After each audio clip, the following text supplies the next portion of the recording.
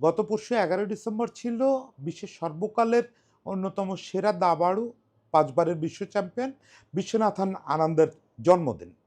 আর গতকাল 12ই ডিসেম্বর ঠিক পরদিন বিশ্বনাথন আনন্দ তার জীবনের অন্যতম সেরা সংবাদটা পেলেন।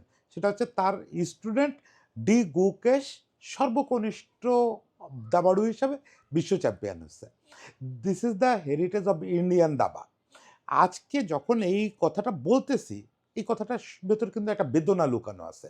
কারণ বিশ্বনাথ আনন্দ যখন গ্র্যান্ডমাস্টার হয়েছেন 1988 সালে, তার ঠিক ১ বছর আগে দক্ষিণ এশিয়ার প্রথম দাবাড়ু হিসেবে গ্র্যান্ডমাস্টার হয়েছিলেন আমাদের নিয়াজ মোর্শেদ। আজকে সেই বিশি আনন্দ ইন্ডিয়ার দাবাকে কোথায় নিয়ে গেছেন? বাংলাদেশ আজকে নিয়াজ ভাইয়ের ওই লিগাসিকে কোথায় নিয়ে যেতে পারছে? এই তুলনাটা করলেই আমাদের বেদনায় বুকটা ভরে ওঠে। আজকে একটু বিশ্বনাথ আনন্দের লিগাসি, তার একাডেমি এবং আমাদের অসহায়ত্ব, এটা নিয়ে একটু কথা বলি। বিশ্বনাথ আনন্দ সম্পর্কে তো আসলে নতুন করে বলার কিছু নাই। সর্বকালের সেরা দাবাড়ুদের একজন, নিঃসন্দেহে পৃথিবীর অন্যতম প্রতিভাধর দাবাড়ু। শুধু 5 বার বিশ্ব চ্যাম্পিয়ন হয়েছেন বা 2 বার ওয়ার্ল্ড কাপ জিতছেন, এটা দিয়ে আনন্দের প্রভাবটা বোঝা যাবে না।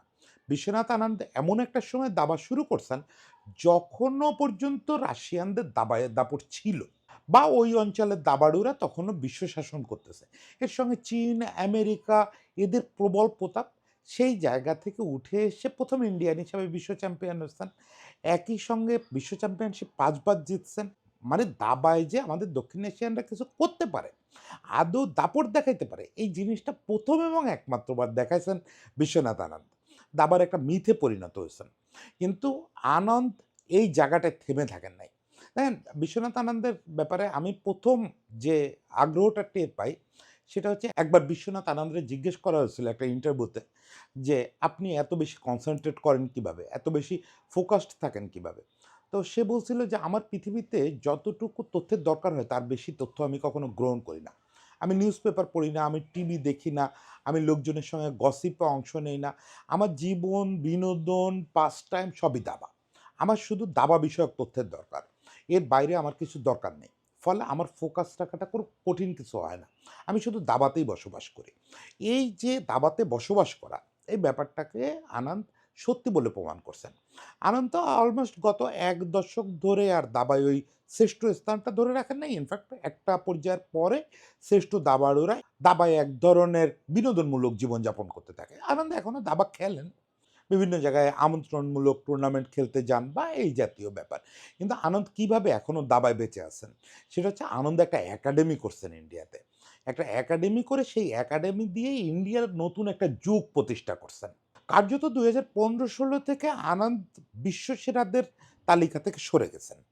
তো সেইটার পরে মাত্র ৪ বছরের মধ্যে ২০১৯ সালে আনন্দ ইন্ডিয়াতে এখন পৃথিবীর সবচেয়ে নামকরা চেস একাডেমিটা প্রতিষ্ঠা করেন। ওয়েস্ট ব্রিজ আনন্দ একাডেমি, এই একাডেমিটার নাম। এই একাডেমিটা মূলত একেবারে বাচ্চাদের নিয়ে কাজ করে। ৪-৫ বছর বয়সী বাচ্চা থেকে শুরু করে এরা আস্তে, আস্তে তাদেরকে বড় করে। এই বাচ্চাদেরই একজন হচ্ছে ডি গুকেশ, গতকালকে যে বিশ্ব চ্যাম্পিয়ন হলো। গুকেশ মাত্র ১৮ বছর বয়সে বিশ্ব চ্যাম্পিয়ন হলো, এটাই যথেষ্ট তাক লাগানো ব্যাপার। গত বছর মানে ১৭ বছর বয়সে ও হচ্ছে ২৭৫০ এর ব্যারিয়ার ভেঙে ফেলছে রেটিংয়ে। ফিদে রেটিংয়ে ২৭৫০ মানে ২৭০০ মানেই সুপার গ্র্যান্ড মাস্টার। এর আগে ১৬ বছর বয়সে ২৭০০ রেটিং ক্রস করছে। মোটামুটি সে ১২-১৩ বছর বয়স থেকে সারা পৃথিবী কাঁপানো শুরু করছে। ২০২২ সালে গুকেশ সারা পৃথিবীতে আলোচনায় আসলো মূলত ম্যাগনাস কার্লসেনকে হারায়। ম্যাগনাস তো আপনারা জানেন যে ম্যাগনাস এর আগে পৃথিবীর অন্যতম সেরা দাবাড়ু ছিল, কয়েকবারের বিশ্ব চ্যাম্পিয়ন এবং ও ইনফ্যাক্ট আনন্দের যে সাম্রাজ্য এটা শেষ করছে কিন্তু কার্লসেন। তো সেই জায়গা থেকে আবার সেই কার্লসেনকে হারায় উত্থানটা হচ্ছে গুকেশের। গতকালকে অ্যাট লাস্ট এই সময়ের অন্যতম সেরা দাবাড়ু ডিং লিরেনকে হারায় বিশ্ব চ্যাম্পিয়ন হয়েছে গুকেশ। এখন গুকেশ বিশ্ব চ্যাম্পিয়ন হওয়ার পরে এদিকে ইন্ডিয়াতে যেটা করছে, ইন্ডিয়ার সমস্ত মিডিয়া ইনক্লুডিং বরিয়া মজুমদার সবাই ফোন করা শুরু করছে বিশ্বনাথ আনন্দরে। একটা তো আছে বাংলাদেশেও এখন দাবায় নতুন কিছু করলে আমরা সবাই নিয়াজ ভাইরে ফোন দেই। সেইটা ব্যাপার না। ব্যাপার হচ্ছে গুকেশের এই সাকসেসটা আসলে বলা যায় যে বিসির ৬ষ্ঠ শিরোপা। বিশ্বনাথ আনন্দের ৬ষ্ঠ শিরোপা। কারণ গুকেশ বিশ্বনাথ আনন্দের একাডেমির প্রোডাকশন। এবং বিসি নাকি খুব টেনশনে ছিলেন। উনি বলছেন যে উনি যখন স্ক্রিনে খেলা দেখতেছিলেন, ওনার একটার সময় মনে হচ্ছিল যে রেজাল্ট হবে না। এই লাস্ট ম্যাচটা রেজাল্ট হবে না। রেজাল্ট না হলে কিন্তু গুকেশ হেরে যেত। গুকেশ এবার চ্যাম্পিয়ন হতে পারত না। খেতাবি লড়াইয়ের সিস্টেম সেটা, এখানটা অনেকটা বক্সিংয়ের চ্যালেঞ্জের মতো। আপনি জিততে না পারলে চ্যাম্পিয়ন হতে পারবেন না।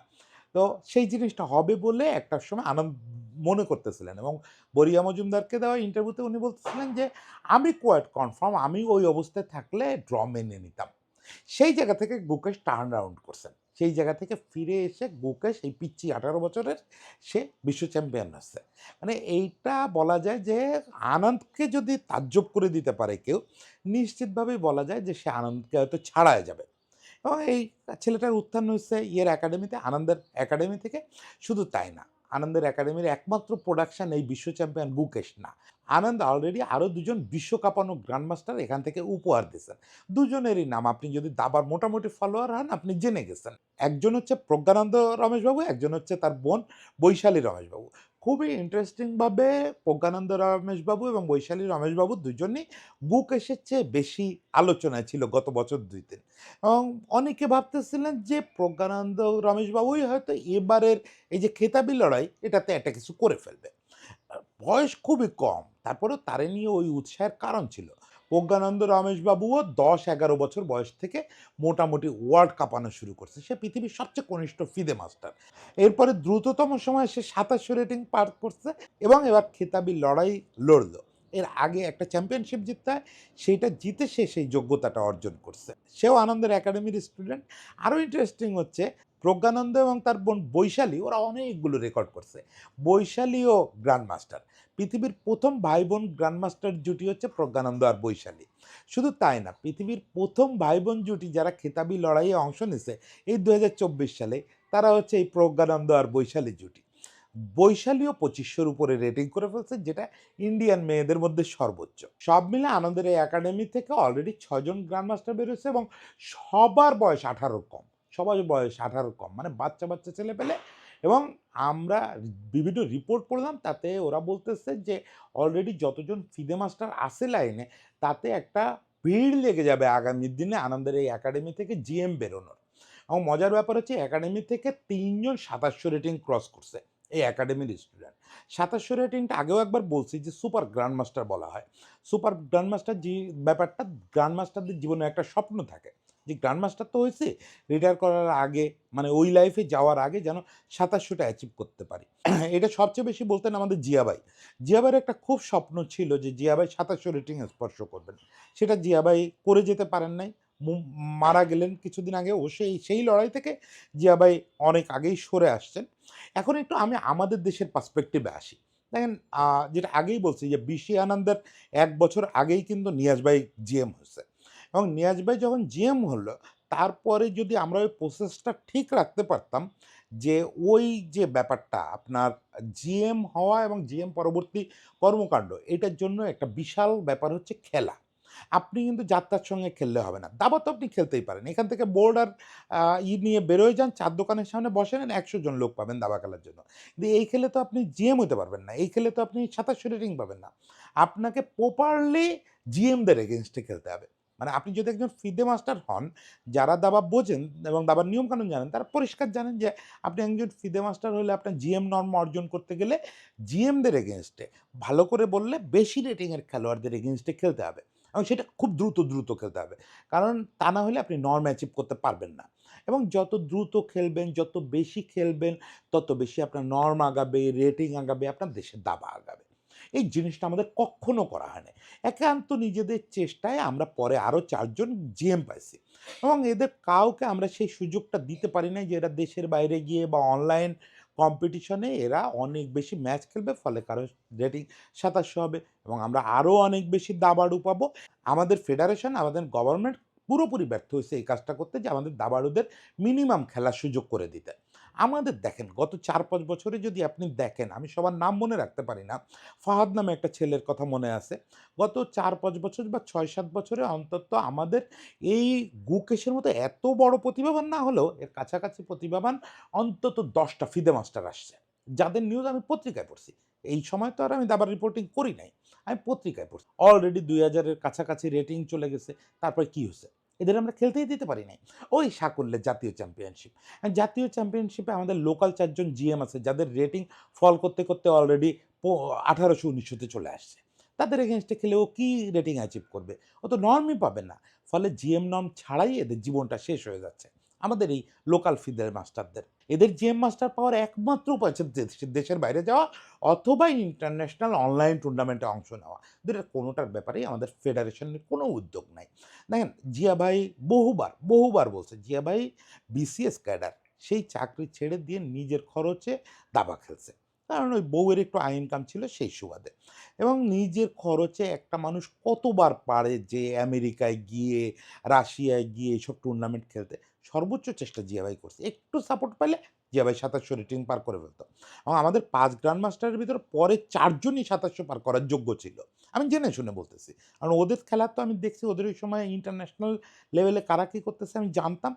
তখন আমি নিশ্চিত ছিলাম যে এই ৪ জনই ২৭০০ পার করার যোগ্য। কিন্তু ওই যে খেলা পায় নাই, এখনও সেই অবস্থা চলতেছে। বিপরীতে একটু বিশি আনন্দের কথা শোনেন। তার যখন একাডেমি করলো তারে মিডিয়া জিজ্ঞেস করছিল যে একাডেমি করার উদ্দেশ্যটা কী? তো সে বলতেছিলেন যে আমি যখন ছোট ছিলাম তখন আমার কাছে একটা জিনিস মনে হতো যে খেলাটা হচ্ছে না। যথেষ্ট খেলা হচ্ছে না। হ্যাঁ, আমার ফ্যামিলির সামর্থ্য ছিল, সরকারের সাপোর্ট ছিল, তাই বিভিন্ন দেশ ঘুরে, ঘুরে জিএমদের সঙ্গে খেলতে পারছি, সেটার আউটপুট পাইছি। এখন বেশিরভাগ ফ্যামিলি তো ওইরকম সাপোর্ট দিতে পারবে না। তো এইখানে আসলে করণীয়টা কী? সেই জায়গাটায় আমার মনে হলো যে বাচ্চাদের যদি আমরা শুরুতে অনেক খেলার সুযোগ দেই, যে একটা একাডেমি করতে পারি যে ওই একাডেমি ইটসেলফ পরিচালিত হবে ৮-১০ জন জিএম দ্বারা। ফলে ওখানে যখনই খেলা হবে, ওখানে যখনই ফিদে অনুমোদিত টুর্নামেন্ট হবে, ওই একাডেমির মধ্যেই নরম হতে থাকবে। বুঝেন মজাটা। মানে বিশি আনন্দের একাডেমি যারা পরিচালনা করে সম্ভবত ১১ জন দেখলাম ওখানে কোর্স ইন্সট্রাক্টর আছেন। ১১ জনের মধ্যে ১০ জনই জিএম। এই ১০ জন জিএম হওয়াতে কি হয়? এরাও তো কম্পিটিশনে খেলে। ওরা ধরেন বছরে ৬ টা টুর্নামেন্ট করে। ফিদে অনুমোদিত। এই ৬ টা টুর্নামেন্টেই ওই বাচ্চাগুলার নরম হইতে থাকে, রেটিং বাড়তে থাকে। ফলে ওরা যখন একাডেমির বাইরে ১ম পা রাখে, ততদিনে দেখা যায় ওদের একটা জিএম নরম হয়ে গেছে। এরপরে একাডেমি কি করে?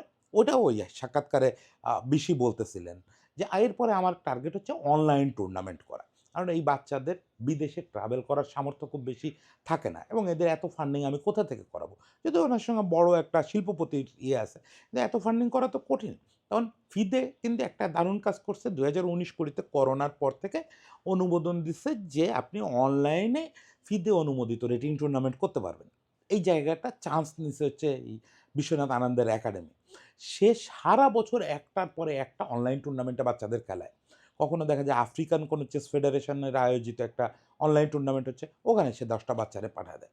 ফলে খুব কুইক এরা জিএম নর্ম পেয়ে যাচ্ছে। খুব কুইক এরা ২৭০০ পার করে ফেলতেছে। আমাদের অবস্থা দেখেন আমরা বোধহয় এবার খেতাবি লড়াই এখন পর্যন্ত বোধহয় আমাদের খেতাবি লড়াইয়ে কেউ ওয়াইল্ড কার্ড ছাড়া যায় নাই। এই হচ্ছে আমাদের অবস্থা। আমরা কোথাও থেকে কোনো শিরোপা জিতে আনতে পারি না। কারণ একে তো আমাদের ওই যে খেলার ওই অভিজ্ঞতাই থাকে না টপ লেভেল জিএমদের এগেইনস্টে, টপ রেটেড দাবাড়ুদের এগেইনস্টে খেলার অভিজ্ঞতাই থাকে না।